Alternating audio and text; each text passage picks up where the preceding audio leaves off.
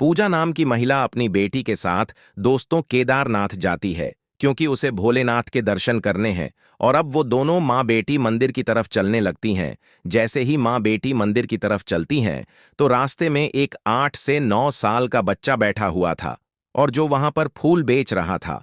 और पूजा इस बात को नोटिस करती है कि वो लड़का पूजा की तरफ घुर घुर कर देख रहा है और पूजा भी उसे देख रही है। लेकिन पूजा को नहीं पता कि यह कौन है और उस लड़के को भी पूजा ने पहली बार देखा है। अब पूजा जैसे ही उस 9 साल के लड़के के पास कर गुजरती है और उसकी पीठ उस लड़के की तरफ आती है तो वह लड़का कहता है कि पूजा तेरा बहुत दिन से इंतजार कर रहा था, आखिर मेरा इंतजार खत्म हुआ, तुम यहां पर आ गई। दोस्तों, पूजा पलट है और हैरान भरी नजरों से उस लड़के की तरफ देखती रहती है कि भाई, मैंने तो तुम्हें देखा भी नहीं है, तुम मुझसे ऐसी बातें क्यों कर रहे हो। और जो पूजा की बेटी होती है वह भी हैरान हो जाती है कि मम्मा, यह आपके नाम को कैसे जानता है। आखिरकार वो लड़का ऐसे किसी का नाम कैसे ले सकता है दोस्तों, वो भी 9 साल का। और जो जो राज वो लड़का खोलता है, पूजा के भी पैरों तले जमीन खिसक जाती है। आखिर ये कहानी क्या होती है और ये किस्सा क्या होता है दोस्तों, ये सब कुछ आपको इस कहानी में आगे जानने को मिलेगा। आज फिर एक और नई घटना हम आप लोगों के सामने लेकर आए हैं पुनर्जन्म की, लेकिन इस घटना में कुछ हटके हैं। इस घटना ने साइंस को भी मात दे दी है दोस्तों। जो भी इस बात को सुनता है बस हैरान हो जाता है, क्योंकि आज के युग में ऐसी कहानी बहुत कम देखने को मिलता है, ऐसी चीजें। अब चलिए कहानी की तरफ चलते हैं। कहानी की शुरुआत होती है, घटना की शुरुआत होती है हमारे हैदराबाद से। हैदराबाद में एक परिवार रहता है। परिवार के जो मुखिया होते हैं रवि, रवि की पत्नी का नाम पूजा होता है।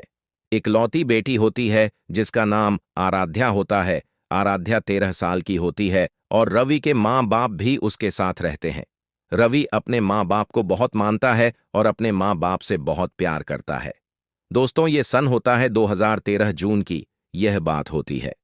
अब यहां पर यह परिवार एक ट्रिप प्लान कर रहा था कि इनको कहीं घूमने के लिए जाना है। रवि अपने परिवार से बात करता और कहता है कि क्यों ना अब की बार दुबई घूमा जाए, दुबई को देखा जाए कि कैसा देश है। दोस्तों, ये बातें घर में चल रही थी, तभी रवि की बूढ़ी माँ आती है और कहती है कि बेटा, दुबई तो तुम कभी भी चले जाओगे, लेकिन मेरा मन है मुझे भोलेनाथ के दर्शन करने हैं। पता नहीं कब मैं इस दुनिया से चली जाऊं, तुम्हारे पिताजी भी कब चले जाएं यहां से। तो हमारी जो आखिरी इच्छा है, अगर तेरा मन है तो उस इच्छा को तुम पूरी कर दो, मुझे बहुत अच्छा लगेगा। रवि तुरंत अपनी मां को जवाब देता और कहता है कि मां, आपके लिए तो मेरी जान भी हाजिर है। अगर आप कह रही हैं तो आपको जरूर मैं दर्शन करा कर लाऊंगा। और चलो, अब की बार जो घूमना होगा वो केदारनाथ पर ही होगा, हम कहीं विदेश पर नहीं जा रहे हैं। दोस्तों, पूरा परिवार खुशी से सारे सामान पैक करता है और निकल पड़ता है केदारनाथ धाम की तरफ। पूरा परिवार निकल जाता है। वहां पर जाकर एक होटल बुक किया जाता है। नहा धोकर दोस्तों ये अब मंदिर की तरफ बढ़ने लगते हैं, क्योंकि बहुत ज्यादा चलना पड़ता है। मंदिर की तरफ जाते हैं और जाकर वहां पर भोलेनाथ के दर्शन करते हैं। बहुत अच्छे से इनको दर्शन होते हैं। अब दोस्तों, वहां से रवि अपने परिवार को लेकर वापस नीचे की तरफ आ रहा होता है, वहां से निकल रहा होता है। अब दोस्तों, ये लोग काफी दूर का रास्ता तय कर लेते हैं। रवि की मां, जो बुजुर्ग महिला हैं, थोड़ी सी बीमार हो जाती हैं। जैसे ही वह मंदिर पर बहुत चलना पड़ता है। हालांकि बेटे ने बहुत मदद की है, बहू पूजा ने भी बहुत मदद की है, लेकिन मां की तबीयत थोड़ी सी बिगड़ चुकी है। और दोस्तों, उस वक्त केदारनाथ का मौसम कुछ बात कह रहा था, मानो जैसे सभी भक्तों को एक अलर्ट कर रहा हो कि तुम सब यहां से चले जाओ, यहां पर बहुत कुछ होने वाला है। क्योंकि हल्की हल्की बारिश थी और जो बादल की गड़गड़ाहट थी, जो बादल गरज रहे थे, उनमें एक अलग ही बात थी। रवि इन सब चीजों को देखकर अंदर ही अंदर डर महसूस कर रहा होता है, क्योंकि रवि की जो पत्नी पूजा है वह बताती हैं तो सभी को एहसास होता है कि मानो जैसे कहते हैं ना कि मरने से पहले हमें बहुत सारी चीजों का आभास होता है।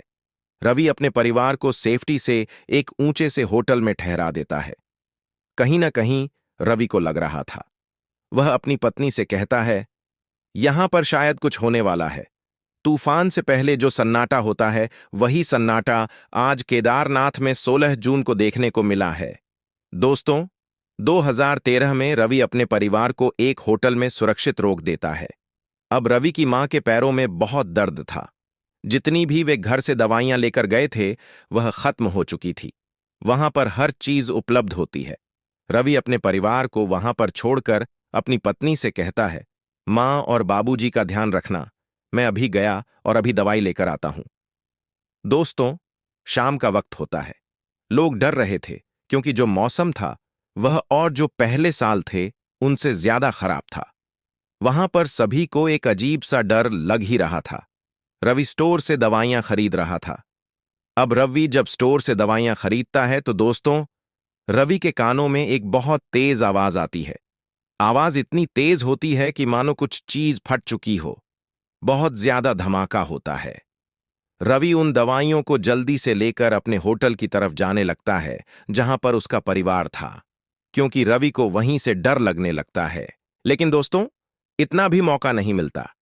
ऊपर से इतना तेज पानी का बहाव आता है कि जो स्टोर था वह बिल्कुल पानी के रास्ते में होता है। रवि वहां पर खूब भागने की कोशिश करता है, लेकिन भाग नहीं पाता। और दोस्तों, उस पानी के बहाव में रवि के साथ हजारों भक्त बह जाते हैं। वह स्टोर भी बह जाता है, लेकिन रवि ने अपने परिवार को बहुत अच्छे होटल में रखा था। दोस्तों, वह होटल उस पानी की चपेट से बच जाता है। अब उसको धर्मशाला कह लीजिए या होटल कह लीजिए। अब इसके बाद रवि की पत्नी पूजा के कानों में भी यह आवाज पड़ती है। पूजा घबरा उठती है कि क्या होगा। उनकी बेटी आराध्या, जो 13 साल की होती है, उसकी भी रूह कांप जाती है। आराध्या अपनी मां से लिपट जाती है। इतनी बड़ी तबाही केदारनाथ में 16 से 17 जून के बीच होती है। दोस्तों, यह घटना पूरे देश में हेडलाइन बन जाती है। जो भी इस घटना को सुनता है ना, बस उसकी आंखों से आंसू निकल जाते हैं, क्योंकि इतने भक्त उस वक्त केदारनाथ में थे कि सभी के कोई ना कोई अपना उस पानी के बहाव में बह चुका था। किसी का तो पूरा परिवार ही जा चुका था। दोस्तों, वहां पर परिवार के परिवार पानी में बह जाते हैं और वहां पर उन लोगों के शव भी बरामद नहीं होते हैं। पूजा रोती रहती है, खड़ी रहती है, अपने परिवार को अपने पास लेकर, और सोचती है कि अब जाऊं तो जाऊं कहां। एक डर तो दिमाग में यह रहता है कि कहीं यह पानी हमारे भी होटल को, हमारी भी धर्मशाला को ना बहा ले जाए और कहीं मेरा यह परिवार ना चला जाए। दूसरी ओर मन में बहुत चिंता होती है कि मेरे पति कहां पर होंगे। वह स्टोर तो बहुत नीचे था। दोस्तों, यहां पर यही सब कुछ बना रहता है। दूसरे दिन सुबह हो जाता है। पूजा रोती रहती है। पूरी रात तक वह सोई नहीं थी। चारों तरफ हाहाकार मचा हुआ था। पूजा बहुत कोशिश करती है। करीबन 3 से 4 दिन तक वहीं पर रहती है। दोस्तों, सरकार की तरफ से बहुत सेवाएं दी जाती हैं। लोगों को बचाने का रेस्क्यू किया जाता है। उसी में पूजा और पूजा का परिवार होता है। अब जैसे ही वहां पर जो हमारी मिलिट्री है या हमारे फौजी लोगों को बचाने के लिए जाते हैं, तो पूजा उनके साथ आने से मना कर देती है। कहती है, मेरा पति तो यहीं पर रह गया, मैं उसके बिना कैसे जा सकती हूं। और पूजा के इस पल को देखकर वहां पर जो फौजी भाई होते हैं, वे उन्हें समझाते हैं और कहते हैं, हम आपके पति को पूरा ढूंढेंगे, आप चिंता मत कीजिए, पहले आप अपने परिवार को तो सुरक्षित कीजिए। दोस्तों, सरकार को इस काम को सही करने में बहुत समय लगता है। सही तो आज तक भी नहीं हुआ है। कई परिवारों के दिल जिन्हें आज हम कुरेद कर देखें, तो उनकी आंखें भरती हैं उस घटना से, क्योंकि उन्होंने अपनों को खोया है उस घटना में। तो दोस्तों, इस चीज को कोई नहीं भर सकता। 15 से 16 दिन लग जाते हैं और कुछ लोगों का तो आज तक भी कोई पता नहीं है। और दोस्तों ना, यहां पर पूजा को वहां से निकाल लिया जाता है, उसके परिवार समेत। पूजा आ जाती है, बहुत कोशिश करती है, लेकिन पूजा को उसके पति का कहीं भी पता नहीं चलता है। और एक घोषणा कर दी जाती है कि पूजा का पति उस हादसे में मर चुका है। दोस्तों, पूजा हैदराबाद लौटती है, अपनी बेटी आराध्या को संभालती है, अपने परिवार को संभालती है, और वह महिला अपने पति की जगह लेती है और अपने परिवार का साथ देती है। दोस्तों, अपने सास ससुर की सेवा करती है और यही विधाता का लेखा जानकर अपनी जिंदगी में आगे बढ़ जाती है। बहुत विलाप करती है, बहुत रोती है। वह दर्द मैं आपको जाहिर नहीं कर सकती। मैं कैसे बता सकती हूं उनके साथ जो हुआ है, वह मैं लफ्जों में बयान नहीं कर सकती। एक इंसान से जो बीतती है ना, वही जानता है। अब पूजा अपनी बेटी को पालने में व्यस्त हो जाती है। जिंदगी किसी के लिए नहीं रुकती। समय किसी के लिए नहीं रुकता। अगर आप अच्छाई में जी रहे हो, तब भी आपके लिए समय नहीं रुकेगा। अगर आपके साथ बुरा हुआ है, तो उसमें भी समय आपके साथ नहीं रुकेगा। धीरे धीरे वक्त निकलता है। दोस्तों, जो 2013 था, अब वह 2023 बन जाता है। बेटी जवान हो जाती है। जवान होने के साथ साथ बेटी पढ़ाई लिखाई करती है।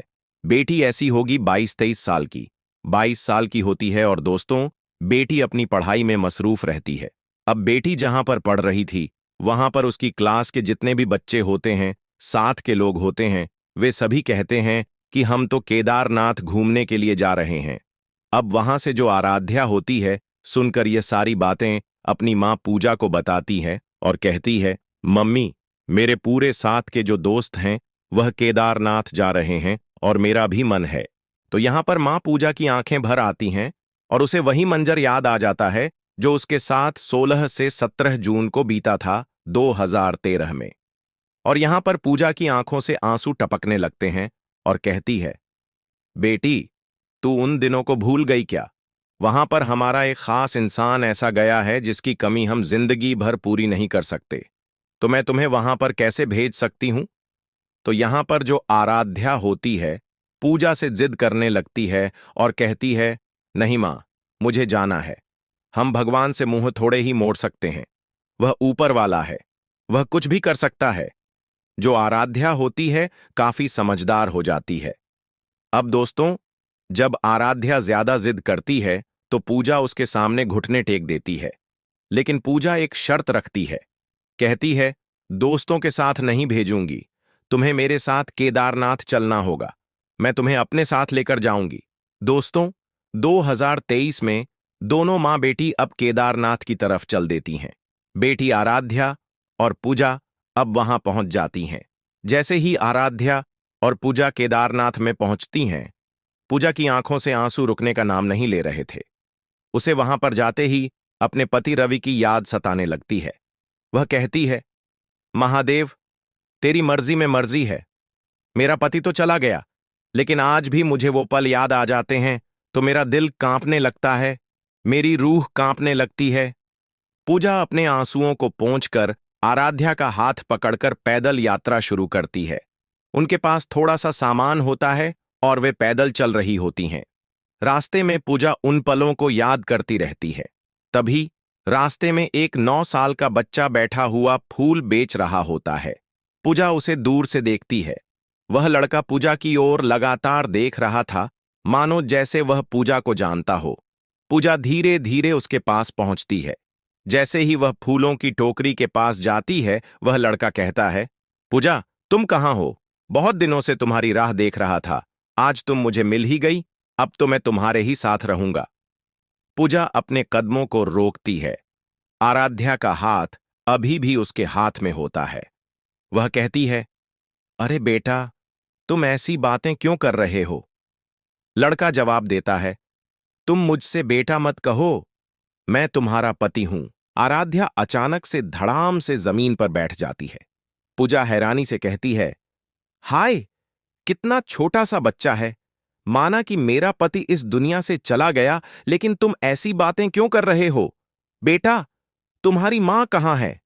लड़का जवाब देता है, मेरी मां पिछले साल इस दुनिया से चली गई। मेरे पिता तो पहले ही नहीं थे। मैं यहां पर अपनी जिंदगी बिता रहा हूं और फूल बेच रहा हूं। लड़का इतनी समझदारी की बातें करता है कि पूजा सोच में पड़ जाती है। वह कहती है, तुम्हें ऐसा नहीं कहना चाहिए। छोटे बच्चे ऐसी बातें नहीं किया करते। लड़का कहता है, क्यों? तुम मेरी पत्नी नहीं हो? तुम्हें याद नहीं है, यहीं पर तुम्हारा पति इस दुनिया से दूर गया था। मैं वही रवि हूं जो तुम्हारा पति होता है। पूजा हैरान रह जाती है, क्योंकि वहां किसी को भी रवि के बारे में कोई जानकारी नहीं थी। लेकिन यह 9 साल का लड़का रवि के बारे में सारी बातें कर रहा था। पूजा और सवाल पूछने लगती है। वह कहती है, अगर तू मेरे पति को जानता है तो बता, उस रात क्या हुआ था? लड़का सारी घटना पूजा के सामने बयां कर देता है। वहां लोगों की भीड़ जमा हो जाती है। लड़का कहता है, उस दिन मैंने तुम्हें ऊंची धर्मशाला में पूरे परिवार को रख दिया था, और जिस स्टोर से मैं दवाई खरीद रहा था, वह स्टोर पानी के बहाव में बह गया। और मैं भी उस पानी के साथ बह गया। लड़का आगे कहता है, पूजा, मैं झूठ नहीं बोल रहा हूं। मैं बहुत दिनों से तुम्हारा इंतजार कर रहा हूं। मैं सोचता था कि मैं वहां पर कैसे जा सकता हूं, क्योंकि मैं बहुत छोटा हूं, लेकिन तुम कभी तो मेरे पास आओगी। देखो, महादेव ने मुझे तुमसे मिला दिया। पूजा की आंखें भर आती हैं। वह कहती है, तुम अकेले कैसे अपनी जिंदगी बिता रहे हो? लड़का जवाब देता है, दिन भर फूल बेचता हूं और शाम को आराम करता हूं। पढ़ाई लिखाई का यहां कोई साधन नहीं है। लड़का पूजा को हैदराबाद स्थित उनके घर की पूरी जानकारी देता है। वह कहता है, हमारे घर में बाईं तरफ यह चीज है और इधर हमारी रसोई बनी हुई है। पूजा को उसकी बातें सुनकर विश्वास हो जाता है। पूजा कहती है, अब मैं तुमसे क्या कहूं? तुम इतने छोटे हो, मैं तुम्हारा क्या करूं? लड़का जवाब देता है, क्या करोगी? मुझे अपने साथ ले चलो, मेरा यहां कोई नहीं है। मैंने तुम दोनों का बहुत इंतजार किया है। आराध्या से भी पूछता है, क्या तुम मुझे पहचानती हो? ये बात मीडिया के कानों तक पहुंचती है। खबर सभी चैनलों पर चलने लगती है। लोग इसे सुनकर हैरान हो जाते हैं। कई लोग महादेव के जयकारे लगाने लगते हैं और इसे भोलेनाथ की लीला मानते हैं। पूजा उस लड़के को, जिसका नाम रवि था, अपने साथ ले जाती है। अब वह उसे अपने बेटे की तरह पाल रही है। 2023 के बाद अब 2024 में भी यह घटना लोगों के दिलों में जिंदा है। दोस्तों, मिलते नहीं वीडियो में, तब तक के लिए जय हिंद।